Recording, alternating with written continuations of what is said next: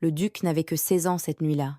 Il était entré là où il n'aurait jamais dû mettre les pieds, et ce qu'il avait découvert derrière cette porte défiait toute explication, seulement une jeune fille assise, près d'une fenêtre, les mains immobiles, tandis qu'un fragment de vie se déroulait de l'autre côté dans la cour intérieure.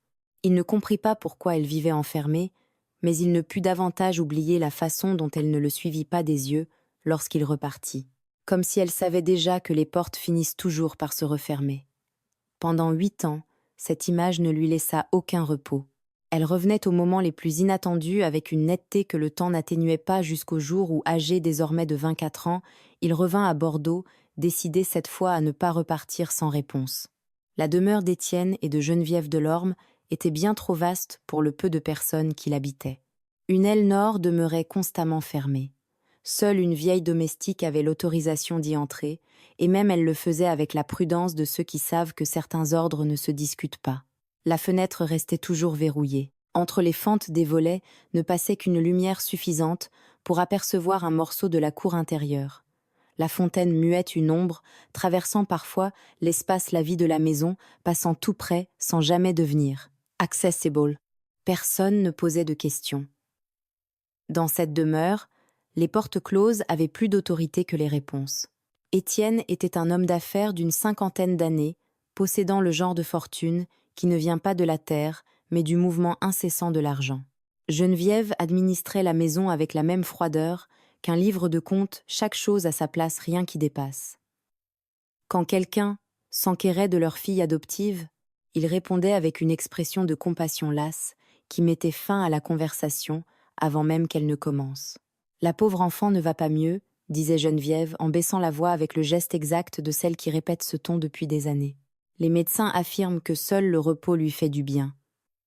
Son interlocuteur hochait la tête et personne n'insistait. Pourtant, quelque chose ne concordait pas, et ceux qui vivaient assez près pour le sentir le savaient, sans pouvoir lui donner un nom. Marceline Vérin était arrivée dans cette maison en 1828 à l'âge de 8 ans. C'était une enfant aux gestes silencieux et aux yeux capables de rester longtemps fixés dans une même direction, non parce qu'elle était lente, mais parce que tout lui paraissait nouveau et qu'elle voulait comprendre avant de toucher. Étienne l'avait ramenée d'un orphelinat situé à la périphérie de Bordeaux. Poussée par une rumeur imprécise mais persistante, cette petite fille pouvait être l'enfant naturel d'un homme de bonne naissance, et avec elle pouvait venir un héritage, une influence, peut être une faveur utile. Dans le monde d'Étienne, les possibilités avaient presque autant de valeur que les certitudes. Ils l'accueillirent avec une courtoisie calculée. Ils lui donnèrent une chambre, des vêtements et une place à la table familiale. Geneviève lui apprit à s'asseoir le dos droit et à ne parler que lorsqu'on l'interrogeait. Marceline apprit. Elle observait, se taisait, retenait tout. Ce n'était pas du bonheur, mais cela lui ressemblait assez pour qu'elle s'y attache. Cela dura 4 ans. Et pendant tout ce temps, personne ne pensa à ce qui arriverait lorsqu'elle cesserait d'être utile. En 1832, une lettre arriva. Étienne la lut seul, et lorsqu'il ressortit, son visage avait l'expression d'un homme qui venait de perdre quelque chose qu'il n'avait jamais réellement possédé. Il n'y avait aucun héritage, aucune position à revendiquer. L'enfant était ce qu'elle avait toujours été, une orpheline sans nom avantageux, sans valeur stratégique pour qui que ce soit.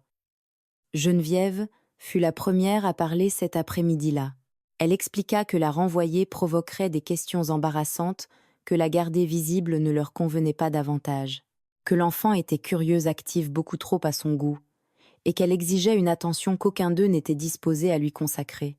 Étienne acquiesça. C'était une solution propre, au sens où les solutions cruelles le sont parfois, elles ne demandent grou. Siorgoiselle, qui prise en fer, aucune trace visible, et se révélait pour Geneviève plus commode qu'il n'aurait été raisonnable de poufler comme l'avouer. Ils n'allaient pas la rendre à l'orphelinat. Ils allaient la faire disparaître sans même la déplacer. Au début, Geneviève employa des mots doux. Elle expliquait à Marceline que le monde extérieur était dangereux pour une enfant comme elle, sans nom certain, sans famille, exposée aux médisances capables de la détruire, que cette maison était sa protection, qu'elle, Geneviève, était la seule personne se dressant entre Marceline et un monde sans pitié. Marceline avait 12 ans et aucune raison de douter. Elle obéit. Il existe des choses qui ne sont pas faites pour les filles comme toi, lui dit un jour Geneviève, sans élever la voix, et plus tôt tu le comprendras moins tu souffriras. On la retira peu à peu du monde d'abord des visites, puis de la messe ensuite de la table familiale, les soirs où la maison recevait. Chaque absence était accompagnée de la même explication, la jeune fille n'allait pas bien, les médecins prescrivaient le repos. Personne ne contesta cette version. Avec les années, lorsque Marceline grandit et commença à poser des questions auxquelles Geneviève ne pouvait répondre sans se contredire, le ton changea. Il n'y eut plus les paroles d'une mère inquiète, mais des silences lourds et des phrases courtes qui fermaient les portes avec une précision implacable. Les conséquences de tes problèmes seront les tiennes, pas les miennes. Marceline ne sut jamais exactement de quelles conséquences il s'agissait, mais elle avait appris que Geneviève exécutait toujours ce qu'elle laissait entendre. Et cette peur, la peur très concrète de ce qui pourrait survenir, si elle désobéissait, la maintenait immobile bien davantage que les murs ou les serrures.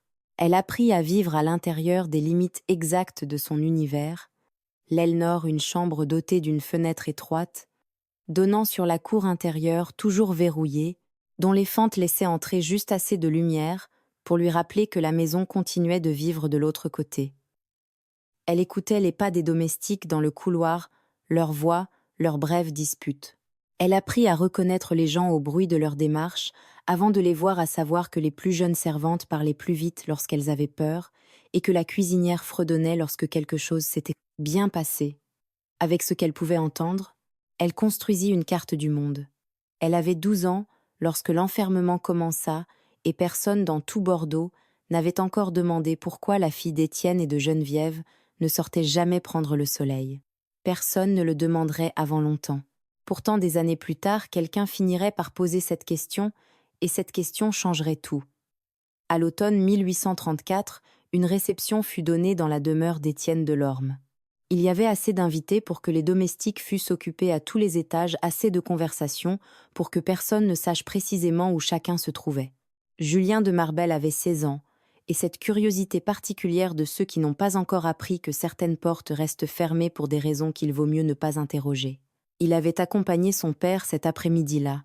Le vieux duc de Belleneuve avait des affaires en cours avec Étienne, le genre d'affaires qui se règle plus aisément entre deux vers qu'entre deux liasses de documents. Pendant que les adultes parlaient, Julien décida d'explorer la maison. Un couloir en conduisit à un autre, et à un certain moment, il cessa d'entendre le murmure des voix. Il se retrouva dans une partie de la demeure où l'air semblait différent, plus immobile, comme si le temps y avançait à une autre vitesse. Une porte était entr'ouverte. Il la poussa lentement, sans savoir exactement pourquoi, et ce qu'il découvrit derrière elle ne ressemblait à rien de ce qu'il avait imaginé. Il ne l'oublierait jamais. Marceline était assise près de la fenêtre. Elle avait 14 ans, et la posture de quelqu'un qui a appris à occuper le moins d'espace possible, les mains posées sur ses genoux, les yeux tournés vers la cour intérieure. Lorsque la porte s'ouvrit, elle ne sursauta pas. Elle tourna seulement la tête avec lenteur et le regarda. Julien s'attendait à tout, sauf à cela, à être regardé sans indifférence, ni terreur, avec une étrange sérénité, comme si cette jeune fille avait passé des années à faire de son immobilité son unique défense, et l'avait tant perfectionnée qu'elle était devenue une partie d'elle-même. « Pardonnez-moi », dit-il parce que c'était ce qu'il convenait de dire. Elle l'observa encore un instant, puis reporta son regard vers la cour, comme si elle l'avait déjà compris, classé et rangé dans un coin de sa mémoire. Il aurait dû repartir. Au lieu de cela, il demeura sur le seuil. Quelque chose dans cette chambre ne concordait pas. Ce n'était pas seulement la jeune fille, mais l'air lui-même, trop calme, trop ordonné comme un espace qui existe sans que personne y vive réellement. « Vous habitez ici ?» demanda-t-il faute de trouver mieux. « Oui », répondit-elle, et ce fut tout. Une servante apparut au bout du couloir avec la rapidité de quelqu'un qui venait de commettre une faute grave. Avec une politesse dissimulant à peine sa panique, elle informa le jeune homme que ses parents le cherchaient. Il la suivit, mais avant de tourner à l'angle du corridor, il regarda une dernière fois la porte entr'ouverte. Marceline ne s'était pas retournée. Elle était exactement comme auparavant, comme s'il n'avait jamais été là, ou comme si elle avait appris que les visiteurs inattendus finissent toujours par partir et qu'il ne sert à rien de les suivre des yeux. Ce fut cela qui resta avec lui cette nuit-là. Non pas la chambre fermée, ni la servante effrayée, mais cette manière de ne pas le suivre du regard comme quelqu'un qui sait déjà que les portes se referment toujours. Le lendemain, il raconta à son père ce qu'il avait vu la chambre isolée. La jeune fille, la domestique, apparut beaucoup trop vite et beaucoup trop terrifiée pour que ce fût une coïncidence. « Il faut éclaircir cela », déclara le vieux duc d'une voix qui, pour Julien, ressemblait à une promesse. Mais son père mourut cette même année avant d'avoir pu entreprendre la moindre enquête. Ce fut une mort rapide, de celle qui ne laisse même pas le temps de dire convenablement adieu. Le duché fut placé sous administration provisoire jusqu'à ce que Julien atteigne sa majorité responsabilité qui arriva plus lourde qu'il ne l'avait imaginé. Pourtant, durant les années qui suivirent l'image, revint au moment les plus inattendus la jeune fille près de la fenêtre, les mains immobiles, la façon dont elle ne l'avait pas suivi des yeux lorsqu'il était parti. Chaque fois qu'il tentait de la laisser derrière lui, elle revenait plus nette, comme si sa mémoire conservait quelque chose pour le jour où il serait enfin prêt à le comprendre. En 1842, Julien de Marbel avait 24 ans, portait pleinement le titre de duc de Belleneuve et possédait une liste d'affaires inachevées dont lui seul connaissait l'existence. La plus ancienne de toutes n'avait toujours pas de nom, mais elle était sur le point d'en recevoir un. Le motif officiel de son retour à Bordeaux était un différend foncier, un litige mineur, exigeant la présence d'un homme dont le rang suffirait à imposer une médiation. Julien accepta sans résistance. Il avait ses propres raisons de vouloir se trouver à Bordeaux, et ce litige lui offrait un prétexte qu'il n'avait même pas eu besoin d'inventer. Il arriva un matin de mars, lorsque la ville sentait la terre mouillée et la saison qui hésitait encore à s'ouvrir tout à fait. Il consacra les 2 premiers jours à remplir les obligations pour lesquelles il était officiellement venu. Le 3e matin, il sortit seul. Il ne fut pas difficile de retrouver la demeure d'Étienne. Une simple conversation avec l'intendant local lui donna l'adresse exacte, ainsi qu'une information supplémentaire. Étienne était mort l'année précédente. Geneviève vivait toujours dans la maison. Avec 8 années s'étaient écoulées et rien n'avait changé. Quelque chose se resserra dans sa poitrine, non avec la violence de la surprise, mais avec la froide certitude de voir confirmer ce qu'il avait toujours redouté. Il attendit encore 2 jours avant d'agir. Il lui fallait une certitude. Il devait savoir que ce qu'il se rappelait était réel. Cette certitude lui vint de l'une des domestiques, une femme âgée, qui le reçut les yeux baissés et les mains jointes dans la posture de ceux qui ont appris que parler a un prix. Lorsque Julien se présenta par son nom, son titre, et cette gravité calme qui n'avait pas besoin d'élever la voix pour se faire sentir, elle ne répondit pas immédiatement. Elle regarda le couloir, puis la porte, puis lui, évaluant si le danger de parler était moindre que celui de continuer à se taire. Julien attendit. Il ne la pressa pas, mais ne détourna pas non plus les yeux. Cela suffit. D'une voix très basse, elle lui dit ce qu'elle savait l'enfermement, les années, la jeune femme, qui ne sortait jamais encore vivante derrière cette porte, comme une plante à laquelle on donne juste assez d'eau pour qu'elle ne meure pas, mais jamais assez de lumière pour qu'elle fleurisse. Elle raconta comment Geneviève lui avait fait croire pendant des années que le monde était dangereux pour elle, jusqu'à ce que Marceline grandisse, commence à douter, et voit les paroles aimables se transformer en quelque chose de plus lourd. « Merci », dit Julien lorsqu'elle eut terminé, puis il repartit. Cette nuit-là, il ne dormit pas, car s'il se trompait, rien ne pourrait réparer ce qu'il s'apprêtait à faire. Le lendemain, il se présenta avec l'autorité de son titre et 2 représentants du tribunal. Geneviève les accueillit avec l'expression d'une femme qui avait répété l'innocence si longtemps qu'elle ne distinguait plus la répétition de la conviction. « Ma fille est malade », commença-t-elle. « Avec votre permission ?»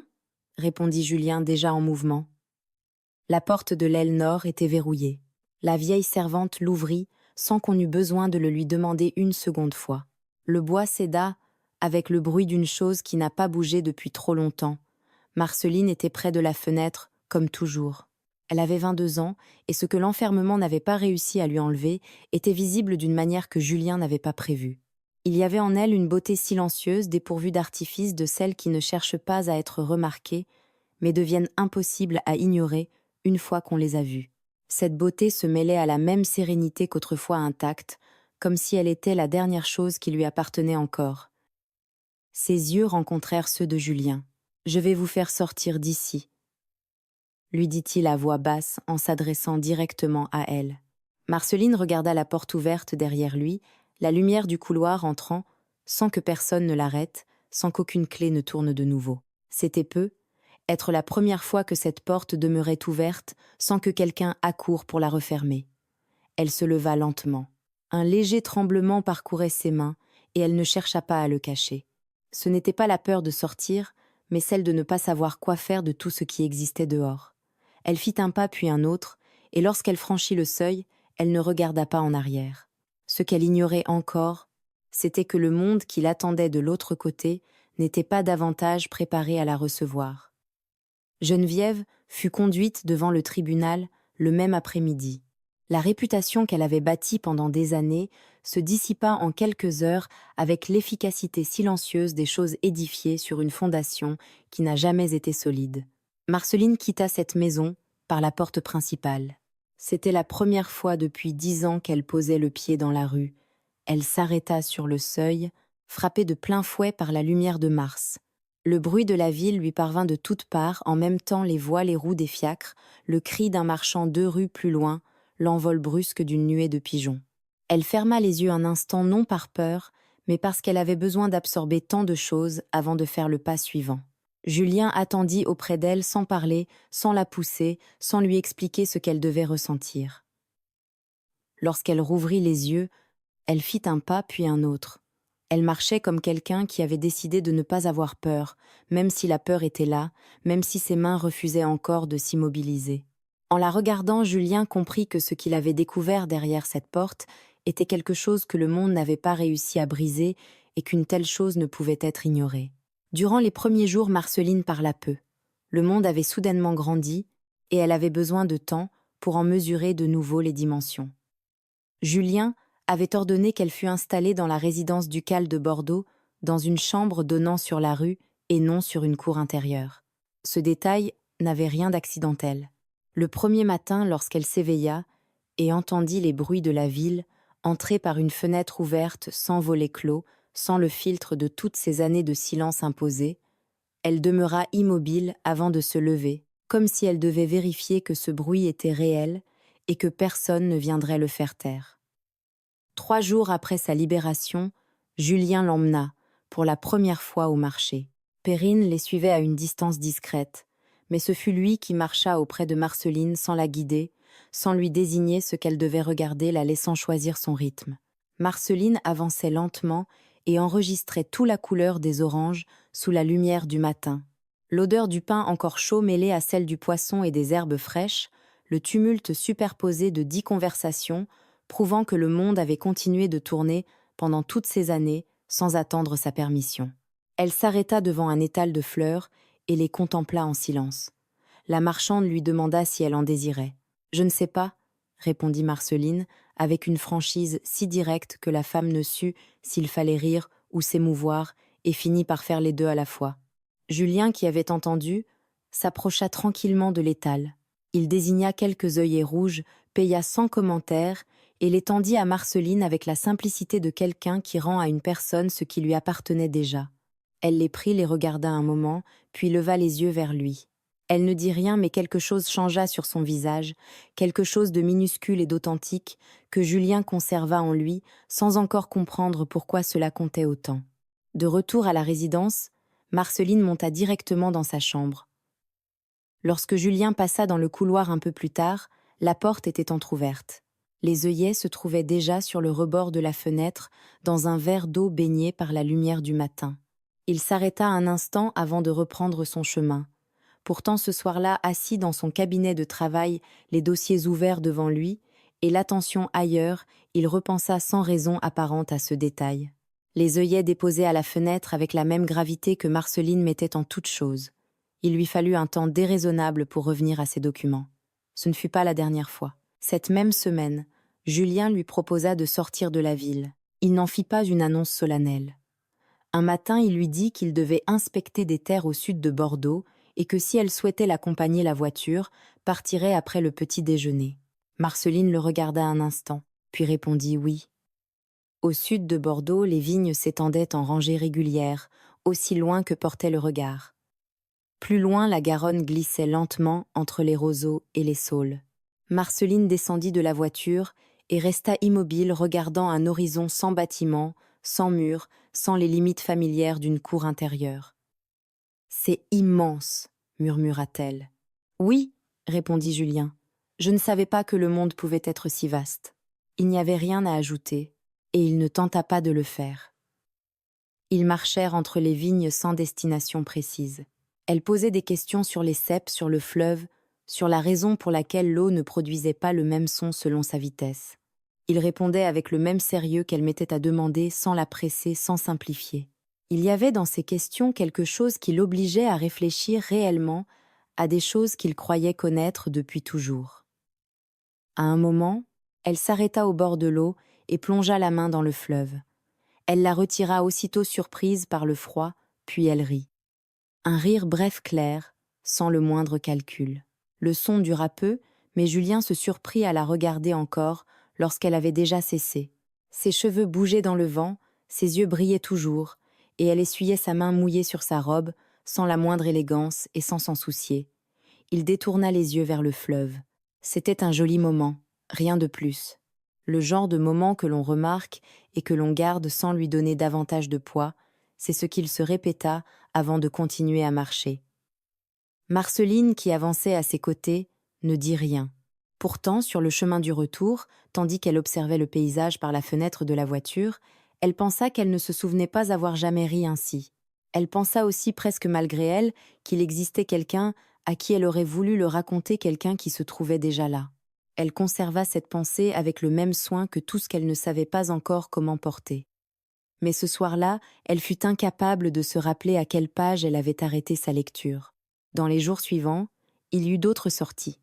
Une après-midi au bord de l'Atlantique, où le fracas des vagues la laissa longtemps immobile avant qu'elle ne tourne la tête et ne déclare avec un sérieux parfait « C'est la chose la plus bruyante que j'ai entendue, de toute ma vie. » Pourtant, elle ne fait pas peur. Pourquoi ne fait-elle pas peur? Une autre fois, un musicien jouait sur une petite place.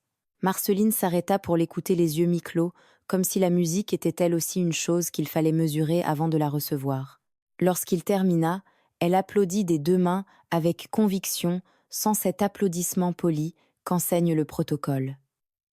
Julien se découvrit en train de l'observer, dans ces moments-là, le mouvement de ses bras, sa tête légèrement inclinée, ses cheveux soulevés par le vent de la place. Il le faisait avec la conscience tranquille de quelqu'un qui apprécie seulement une chose digne d'être regardée. Rien de plus. C'était du moins ce qu'il se répétait. Mais le soir, dans son cabinet, les papiers devant lui et l'esprit ailleurs, il ne trouva aucune raison convaincante de continuer à le croire complètement. Quelque chose ne concordait pas, et cette fois ce n'était pas la demeure d'Étienne. Victoire de Sancerre arriva à la résidence un mardi matin, sans autre avertissement qu'un court billet envoyé la veille. C'était ainsi que les choses fonctionnaient entre eux, avec cette confiance confortable qui n'a plus besoin de protocole parce qu'elle existe depuis trop longtemps pour que l'on se rappelle quand elle a commencé. Marceline la vit arriver depuis le couloir du premier étage. C'était une femme de son âge, être d'un an son aînée, avec la posture de celle que l'on a élevée depuis l'enfance à occuper exactement la place qui leur revient. Elle était élégamment vêtue d'une beauté ordonnée et assurée, qui ne cherchait aucune approbation parce qu'elle n'avait jamais eu besoin d'en demander. Marceline remarqua malgré elle la facilité avec laquelle cette femme se déplaçait comme quelqu'un qui sait précisément où est sa place. Marceline ne savait pas encore le faire. Victoire salua Julien avec la chaleur de deux personnes qui se connaissent bien et ont décidé sans jamais avoir à en discuter qu'elles s'entendaient parfaitement. Il lui répondit avec la même simplicité. Il demanda des nouvelles de sa mère, elle s'enquit du litige. Ils parlèrent avec la fluidité d'une conversation qui n'exige aucun effort parce qu'elle repose sur des années d'habitude. Marceline descendit lorsque Perrine lui indiqua que le déjeuner était servi. La présentation fut brève. Julien prononça son nom et expliqua qu'elle était placée sous sa protection le temps que sa situation fut réglée. Victoire la regarda avec une attention calme, sans la dévisager ni l'ignorer. Pendant un instant si bref qu'il aurait pu passer inaperçu, quelque chose traversa son expression lorsqu'elle vit Marceline de près. Ce n'était pas de l'hostilité, mais la reconnaissance involontaire de quelqu'un qui comprend sans encore vouloir le comprendre, que la situation est plus complexe qu'elle ne le paraissait de l'extérieur. « Je suis heureuse que vous soyez ici, » dit-elle, avec une simplicité qui ne semblait pas calculée. Marceline acquiesça. Sans transformer cet échange en moment embarrassant, Victoire changea de sujet avec la grâce de ceux qui savent exactement quand il faut soulager quelqu'un du poids de l'attention. Marceline le remarqua également. Le déjeuner se déroula selon la dynamique particulière que créent trois personnes ne partageant pas la même carte du monde. Victoire parlait avec aisance. Julien répondait et entretenait la conversation. Marceline écoutait surtout, et lorsqu'elle prenait la parole, elle le faisait avec cette franchise dépourvue d'ornement qui provoquait de courtes pauses, non de malaise, mais de surprise. À un moment, Victoire raconta l'histoire d'un musicien qui avait interverti ses partitions pendant une réception l'hiver précédent. Julien sourit un de ces petits sourires qui ne s'annoncent pas. Marceline le vit et baissa les yeux vers son assiette. Quelque chose venait de bouger en elle, quelque chose qui n'avait pas encore de nom, mais possédait déjà un poids, une chose qui arrive sans prévenir et qu'il devient ensuite impossible d'ignorer. Cet après-midi-là, après le départ de Victoire, Marceline sortit dans le jardin. Julien l'y trouva lorsqu'il vint prendre l'air. Il s'arrêta à une distance respectueuse. « Tout va bien ?» demanda-t-il. « Oui. » Une pause. « Vous vous connaissez depuis longtemps, elle et vous. Nos familles sont liées depuis des années. Il existe une attente. Rien n'est officiellement décidé, mais cette attente existe. » Marceline hocha la tête, comme si cette réponse confirmait un calcul déjà terminé. « C'est une bonne personne, » dit-elle. « Oui, » répondit-il. Un silence s'installa. Ils se tenaient dans le même jardin, tandis que l'air tiède de l'après-midi se déplaçait lentement et aucun d'eux ne nomma ce que contenait ce silence. Julien remarqua qu'elle avait croisé les bras. Ce n'était pas à cause du froid, car la journée était douce. Marceline parla la première. « Je n'appartiens pas à ce monde, » dit-elle sans accusation ni tristesse, comme si elle énonçait simplement le résultat d'un calcul. « Je ne sais pas comment les choses se font ici. Allez-vous parler de choses que je ne comprends pas parce que ce sont des choses que l'on apprend en vivant et moi je n'ai pas vécu. » Les trois derniers mots tombèrent avec un poids qu'aucun d'eux ne tenta d'alléger. « Cela peut changer, » répondit enfin Julien.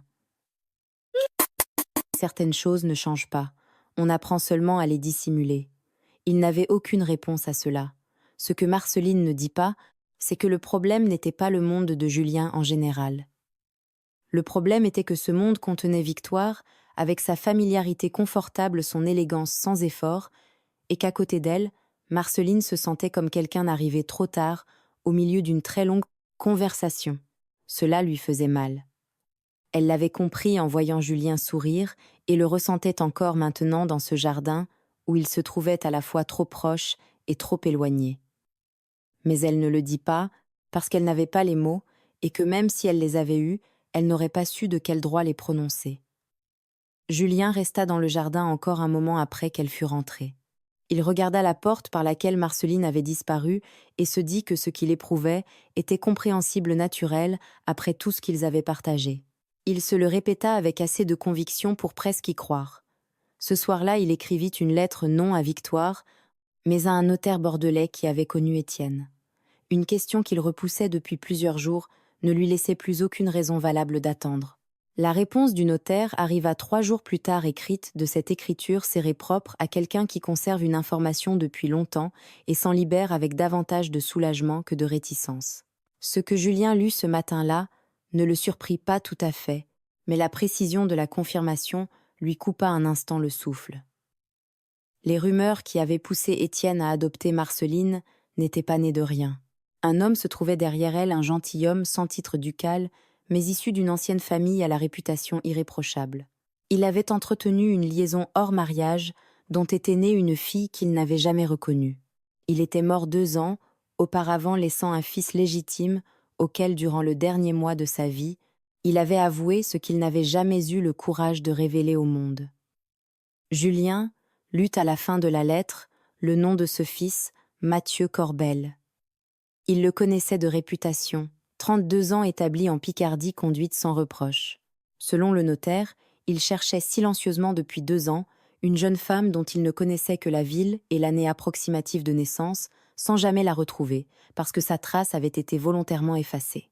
Julien replia la lettre. Il pensa à Marceline assise près de la fenêtre de l'aile nord, à 14 ans, au courage qu'il lui avait fallu pour faire le premier pas vers la porte ouverte et aux paroles qu'elle avait prononcées dans le jardin. « Moi, je n'ai pas vécu ». Cette précision sans phare était sa manière de dire les choses qui lui faisaient le plus mal. Puis il prit une feuille vierge et écrivit vers le nord. Mathieu Corbel arriva à Bordeaux 8 jours plus tard, avec la ponctualité de ceux qui ont appris à ne pas dépenser leur espérance avant de posséder une certitude. Julien le reçut seul dans son cabinet et lui raconta tout. Mathieu écouta sans l'interrompre. Lorsque Julien eut terminé, le silence dura longtemps. « Mon père me l'a avoué durant son dernier mois, » dit-il enfin. Il avait eu une fille, ne l'avait jamais reconnue, et c'était la seule faute qu'il ne pouvait emporter en paix dans la tombe. Il marqua une pause. « Cela fait 2 ans que je la cherche sans connaître ni son nom ni son visage. »« Maintenant, vous en savez davantage, » répondit Julien. « Comment va-t-elle ? » ?»« Elle apprend, et elle est plus forte que ne le méritent tous ceux qui l'ont connue avant nous. » Cet après-midi-là, Julien demanda à Marceline de descendre au salon. Elle obéit avec la confiance tranquille qu'elle avait construite envers lui, non parce qu'on lui avait ordonné de lui faire confiance, mais parce qu'il ne lui avait jamais donné la moindre raison de ne pas le faire. Elle entra et aperçut un homme inconnu debout près de la fenêtre. Elle le regarda. Lui aussi la regarda, et quelque chose apparut sur son visage qui n'était pas de la surprise, mais une forme de reconnaissance ne venant pas du souvenir d'avoir déjà vu quelqu'un plus tôt, d'avoir cherché pendant des années un visage sans savoir à quoi il ressemblait. Julien expliqua les faits avec calme sans détour. Il lui dit qui était Mathieu, d'où venait cette histoire, et ce que le notaire avait confirmé. Marceline écouta debout immobile, les mains tranquilles le long du corps. Mathieu fit un pas vers elle, un seul, puis hésita. Ce ne fut qu'un instant, mais les paroles qu'il avait préparées s'arrêtèrent avant de sortir, comme si en la voyant réellement, il venait de comprendre l'étendue de ce qu'il lui demandait croire un inconnu. « Je suis venu vous dire quelque chose que vous auriez dû entendre. Il y a très longtemps, déclara-t-il enfin d'une voix plus basse qu'il ne l'avait prévu. Vous avez une famille. Vous avez un nom qui vous appartient par le sang, et vous avez droit à tout ce que ce nom peut vous offrir si c'est ce que vous souhaitez. Vous n'avez rien à décider aujourd'hui ni jamais si vous ne le voulez pas. » Il fit une pause. « Je suis seulement venu parce que mon père m'a demandé de vous retrouver. Il voulait qu'une personne de votre sang vous dise que ce qu'on vous a fait était injuste, qu'il aurait dû vous reconnaître qu'il le savait et qu'il n'a pas eu le courage de le faire. » Une autre pause plus longue. « J'ignore si à sa place j'aurais été plus courageux. C'est ce qui me pèse le plus. » Le salon demeura silencieux pendant plusieurs secondes. Marceline ne s'effondra pas. Ses yeux se remplirent de quelque chose qui ne tomba pas, comme de l'eau montant jusqu'au bord, et décidant de rester là, retenue par cette dignité qui lui appartenait bien avant que le monde essaie de l'effacer. « Et ma mère ?» demanda-t-elle enfin, à voix basse. Mathieu baissa légèrement les yeux. C'était une jeune femme de condition modeste. Elle est morte en vous mettant au monde. Mon père ne m'a jamais parlé d'elle avec les détails qu'elle méritait. Je crois que cela aussi venait de sa culpabilité. Il hésita. Mais il m'a dit que vous aviez ses yeux. Marceline reçut ces paroles en elle avec précaution. Lui, a-t-il été difficile de porter cela ? Demanda-t-elle. Oui, et je crois que c'est pour cette raison qu'il avait besoin que je répare ce qu'il ne pouvait plus réparer lui-même. Elle hocha la tête non comme quelqu'un qui pardonne sur le champ, mais comme quelqu'un qui reçoit une vérité et décide de lui accorder le temps dont elle a besoin. Depuis l'autre côté du salon, Julien les observa. Il ne regarda réellement qu'elle recevant une réparation venue trop tard, mais venue malgré tout.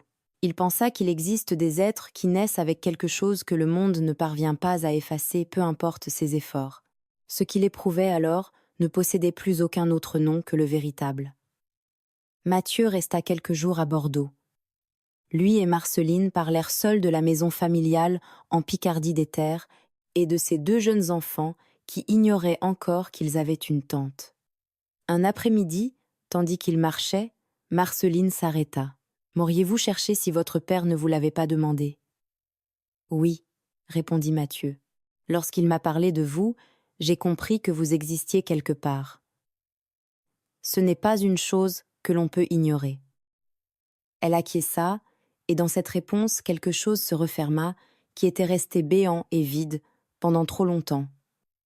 Pourtant, cette même nuit seule dans sa chambre, les œillets désormais secs dans le verre posé près de la fenêtre. Marceline pensa à ce que Mathieu lui avait offert une maison, un nom, une place. Elle pensa aussi à Julien, à Victoire et à l'attente existant entre eux, à l'après-midi au bord du fleuve, à la manière dont il avait patienté en silence pendant qu'elle contemplait l'horizon, aux œillets qu'il avait achetés sans transformer ce geste en événement, à toutes ces petites choses qu'il accomplissait sans rien réclamer. Elle pensa à la difficulté qu'elle éprouvait à les appeler par leur véritable nom. Peut-être avait-elle confondu la gratitude avec autre chose. Pourtant, au fond d'elle, elle savait avec cette clarté inconfortable qui arrive parfois la nuit qu'il n'y avait aucune confusion. Il n'y avait que la peur. Elle prit sa décision dans le silence, comme toutes les décisions importantes de sa vie, sans que personne puisse l'en empêcher, et sans savoir que quelqu'un tenterait malgré tout de la retenir. Le lendemain matin, la chambre était vide. Perrine trouva un billet sur le lit. Il disait sans fioriture qu'elle partait avec Mathieu, qu'elle ne voulait pas occuper une place qui ne lui appartenait pas et qu'elle remerciait Julien pour tout. Julien lut le billet une fois, le replia et le glissa dans la poche intérieure de son habit près du cœur. Il lui fallut un moment pour comprendre que ce qu'il ressentait n'était pas de la surprise. Puis il resta immobile au centre de la chambre vide. Les œillets desséchés se trouvaient encore dans le verre près de la fenêtre. La lumière du matin tombait sur eux avec l'indifférence tranquille de la lumière qui ne sait jamais ce qu'elle éclaire ni ce qui n'est plus là. Il sentit dans sa poitrine une chose immobile qui ne faisait pas exactement mal, mais occupait l'espace où se trouvait auparavant quelque chose dont on ignorait l'existence jusqu'au moment où on le perd. Il se dit que c'était compréhensible que le temps remettrait tout à sa place. Il referma soigneusement la porte et descendit dans la salle à manger, mais le petit déjeuner n'avait plus la forme d'une habitude. Le café avait un goût différent, trop amer, ou être trop net. Plus tard, il tenta d'ouvrir ses dossiers, mais n'avança pas. Les lignes étaient bien là. Seulement, elle ne disait plus rien. Victoire arriva avant midi. Personne ne l'avait appelée, mais il existait entre eux une vieille confiance, faite de visites admises de famille, parlant beaucoup trop, et d'une attente que personne n'avait encore officialisée, bien que tout le monde la considérât comme certaine. Lorsqu'elle le trouva dans la salle à manger, une tasse entre les mains et le regard perdu, elle n'entra ni comme une étrangère ni comme une fiancée offensée. Elle entra comme quelqu'un ayant le droit de poser une question et assez de dignité pour ne rien réclamer. Elle s'arrêta une seconde avant de parler. « Que s'est-il passé ?» Julien ne répondit pas immédiatement. Il baissa les yeux vers son café, comme si la réponse se trouvait au fond de la tasse. « Elle est partie, » dit-il enfin. Victoire comprit de qui il parlait avant même d'entendre son nom, non parce qu'elle le devinait, mais parce qu'au cours des dernières semaines, elle avait vu la façon dont Julien regardait Marceline lorsqu'elle entrait dans une pièce. Elle s'assit lentement en face de lui. « Marceline, listen to elle, sans dureté. » Il ferma les yeux un instant. Oui, le silence qui suivit n'était pas celui d'une amie consolant un homme triste. C'était quelque chose de plus délicat, le silence d'une femme venant d'apprendre de la bouche de l'homme que leur famille lui destinait. Que l'absence d'une autre lui faisait plus mal que la sienne ne lui en aurait jamais fait. Victoire reçut ce coup sans baisser les yeux. « Et comment allez-vous » ? « Je suis inquiet, » répondit-il trop vite. C'est une décision précipitée. Elle commence à peine à comprendre le monde, et maintenant elle part vers le nord avec un homme qu'elle vient tout juste de rencontrer. Il est naturel que cela m'inquiète. Victoire l'écouta sans l'interrompre. « Naturel », répéta-t-elle, comme si elle goûtait le mot. Julien serrait la tasse entre ses mains. « Je lui dois ma protection. Après ce qu'elle a vécu, n'importe quel homme à ma place ressentirait la même chose. »« N'importe quel homme à votre place serait préoccupé, » répondit Victoire. « Mais n'importe quel homme n'aurait pas ce visage. » Il détourna les yeux. « Ce n'est pas ce que vous pensez. Je ne vous ai pas encore dit ce que je pensais. » Un silence inconfortablement doux tomba entre eux. Julien posa sa tasse plus lentement que nécessaire. « Alors dites-moi ce que vous pensez, » demanda-t-il enfin. La voix de Victoire n'accusait, ni ne poussait. Depuis des semaines, la moitié de votre attention se trouve ailleurs. Je le remarquais lorsque je vous parlais. Je le voyais quand elle entrait dans une pièce. Il regarda ses mains, puis la fenêtre. C'est la situation. Après ce qu'elle a subi, il est compréhensible que l'on s'attache. Ce n'est pas de l'attachement, répondit Victoire. L'attachement ne vous empêche pas de dormir. Il ne produit pas ce silence que vous portez aujourd'hui. Ce n'est pas le silence d'un homme à qui manque une protégée, mais celui d'un homme qui ne sait pas quoi faire de ses sentiments parce qu'il essaie encore de se convaincre qu'ils n'existent pas. Julien ne répondit pas. Ce qu'il y a entre nous est l'attente de deux familles, poursuivit Victoire. Nous nous connaissons bien, nous nous respectons. Mais aucun de nous n'a jamais éprouvé quelque chose qui justifierait davantage. Ce que vous ressentez pour elle ne ressemble pas à ce que vous ressentez pour moi, et personne n'en est coupable. Je ne veux pas vous faire de mal, dit Julien. Je le sais. C'est précisément pour cela que je vous le dis moi-même. Elle sourit sans amertume. Je vais bien mieux que vous en cet instant, assurément. Il laissa échapper un son qui n'était pas tout à fait un rire, mais qui lui ressemblait. Allez la chercher, dit Victoire. Julien ne répondit pas. Il se levait déjà. Il prit la main de Victoire et y posa un baiser cette fois avec une gratitude discrète qui n'avait besoin d'aucun mot. Puis il partit. Julien traversa le couloir comme si chaque seconde perdue pouvait éloigner Marceline pour toujours. Il descendit l'escalier sans se retourner. La maison, les dossiers, son titre et cette prudence qui avait toujours gouverné sa vie restèrent derrière lui lorsque la porte se referma sèchement. Dehors, l'air de Bordeaux le frappa de plein fouet. Il ne le sentit pas. Une seule certitude l'habitait nette et urgente, s'il lui avait fallu 8 ans pour comprendre, il ne pouvait se permettre de mettre une minute de plus à la rejoindre. Lorsqu'il entra dans l'auberge, Mathieu leva les yeux. Il ne posa aucune question. Être parce qu'il avait déjà vu ce genre de désespoir dans les yeux d'un homme qui arrive trop tard et espère encore arriver à temps. Il dit seulement « Elle est dans le jardin ». Julien traversa l'auberge, sans presque ralentir. Il trouva le jardin au fond petit, et négligé avec un citronnier penché au-dessus d'un banc de pierre. Marceline était là, les mains posées sur ses genoux dans cette posture qui lui appartenait si profondément que Julien l'aurait reconnue n'importe où au monde. En l'entendant, elle tourna la tête. Elle ne parut ni surprise, ni contrariée. Elle se replia seulement légèrement sur elle-même, croisant doucement les bras comme quelqu'un qui tente de se maintenir debout avant d'entendre une parole susceptible de tout changer. Julien s'arrêta devant elle, le souffle encore court de sa course dans les rues. « Votre billet était très bref. C'était mieux ainsi, » répondit-elle, sans le regarder tout à fait. « Vous y écriviez que vous ne vouliez pas occuper une place qui ne vous appartenait pas, parce que c'est vrai, elle ne m'appartient pas. » Elle leva vers lui ce regard direct qu'elle n'avait jamais appris à modérer. Il y avait dans ses yeux une prudence très précise, celle de quelqu'un qui a compris que les bonnes choses peuvent elles aussi être retirées. Julien fit un pas. « J'ai passé des années à me dire que je ne pouvais vous oublier parce que je vous avais vu enfermé et n'avais rien fait. Je me suis dit que c'était de la culpabilité, de la responsabilité, que tout homme honorable aurait ressenti la même chose. » Il marqua une pause. Mais la culpabilité ne revient pas sans cesse vers le même visage. La responsabilité ne reste pas à regarder des œillets desséchés comme si une part de soi y était demeurée.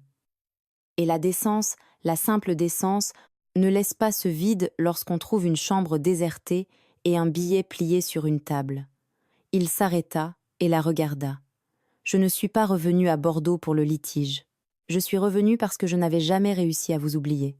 Et maintenant que je vous ai retrouvé, aucune raison au monde ne vaut que je vous laisse partir. » Marceline ne bougea pas. Quelque chose en elle vacilla non par peur, mais parce qu'elle ignorait quoi faire de ce qu'elle venait de ressentir. Elle baissa légèrement les yeux comme si elle avait besoin de mettre de l'ordre dans ses pensées avant de laisser paraître quoi que ce soit. « Je ne sais pas comment fonctionne votre monde, » murmura-t-elle. « Je vous l'apprendrai. Ce n'est pas aussi simple. » « Non, admit-il. »« Ce ne l'est pas. » Il garda un instant le silence. « Mais vous m'avez appris à regarder le monde autrement, Marceline. Vous voyez des choses que je ne regardais plus. Vous les touchiez des yeux comme si elles avaient encore quelque chose à raconter. Et auprès de vous, pour la première fois depuis longtemps, j'ai ressenti quelque chose de pur, quelque chose qui ne venait ni d'un devoir, ni d'un nom, ni de ce que les autres attendaient de moi. Il la regarda avec une sérénité qui ne cherchait plus à se défendre. J'ignore quelles difficultés nous attendent, mais je sais que je veux découvrir ce monde avec vous. Et je ne suis pas capable de vous laisser partir sans vous le dire. Marceline le contempla longuement. Puis ses bras se décroisèrent lentement, comme si elle pouvait enfin cesser de se protéger de ses propres sentiments. Julien comprit. Il s'approcha avec lenteur. « Puis-je » demanda-t-il à voix basse. Elle acquiesça à peine sans détourner ses yeux des siens. Il prit sa main avec précaution, comme on prend quelque chose de précieux. Il la porta doucement à ses lèvres et l'effleura avec une délicatesse qui n'était pas de la timidité, mais du respect. Puis il l'entoura de ses bras en lui laissant à chaque mouvement le temps de choisir. Marceline ne se déroba pas. Lorsque l'étreinte devint entière, lorsque ses bras la soutinrent avec une force calme, qui ne serrait pas, mais portait, il se produisit en elle quelque chose qu'elle n'avait jamais imaginé. Cela ressemblait à ce que ressent le corps après être resté tendu trop longtemps et avoir enfin trouvé un endroit où déposer son poids sans craindre que le sol disparaisse. C'était la certitude nouvelle presque impossible de ne plus devoir se soutenir seule. Elle ferma les yeux et resta immobile recevant cette certitude. Mathieu les vit depuis la fenêtre. Il s'éloigna doucement du pas tranquille de celui qui sait avoir accompli ce pourquoi il était venu. Marceline partit vers la Picardie avec Mathieu quelques jours plus tard. Cette fois, elle ne partait pas pour fuir.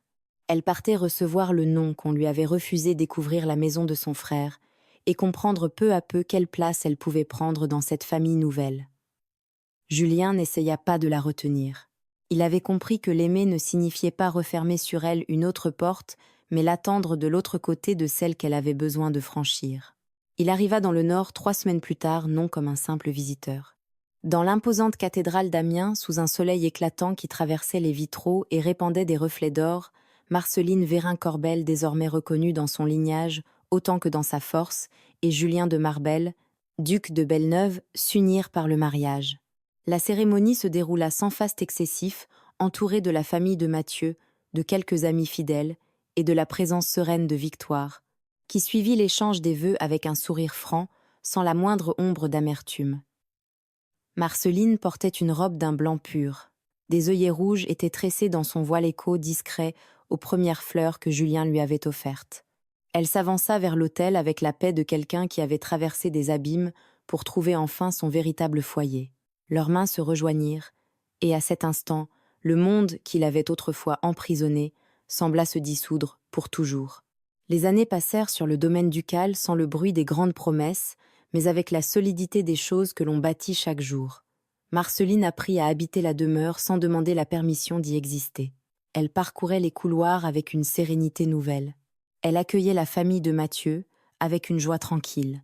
Elle administrait les affaires du domaine avec une attention qui étonnait ceux qui croyaient encore que la valeur d'une vie pouvait se mesurer au nombre d'années perdues. Julien de son côté découvrit qu'aimer Marceline ne consistait pas à la protéger de tout, mais à marcher auprès d'elle tandis qu'elle apprenait à choisir pour elle-même. Parfois, il voyageait à travers les vignobles. D'autres fois, il s'arrêtait au bord du fleuve, et elle continuait à poser des questions comme si le monde conservait encore des secrets pour ceux qui savaient le regarder avec patience. Avec le temps vinrent 2 enfants, et la maison qui avait autrefois connu trop de silence se remplit de petits pas de rire inattendus et de voix qui n'avaient pas peur de résonner. Marceline les regardait courir dans les jardins, et certains après-midi, elle comprenait sans avoir besoin de le dire qu'aucune enfance ne devrait apprendre à vivre derrière une porte verrouillée. Tout ce qui avait fait mal ne disparut pas mais cessa de commander. Ce fut peu, être la forme la plus profonde de liberté que Marceline connut jamais. C'est ainsi qu'elle trouva ce que personne ne lui avait appris à chercher, non parce qu'elle ne le méritait pas, mais parce que personne ne lui avait jamais dit qu'elle avait le droit de le désirer. Et c'est ainsi que Julien de Marbel découvrit que l'homme le plus assuré de son monde avait eu besoin d'une femme qui ne connaissait rien de ce monde pour lui montrer ce qui en lui méritait d'être regardé. Certaines portes, lorsqu'elles s'ouvrent enfin, n'ont besoin d'aucune explication. Elles ont seulement besoin que quelqu'un ait eu le courage de les pousser. J'espère que l'histoire de Julien et Marceline a trouvé une place en vous. Si vous souhaitez soutenir cet espace, votre présence dans les commentaires compte bien plus que vous ne l'imaginez. Elle aide ces histoires à voyager plus loin. Dans le commentaire épinglé et sur l'écran de fin, vous trouverez d'autres récits qui pourront vous accompagner encore un peu. Merci d'être resté jusqu'au bout du fond du cœur.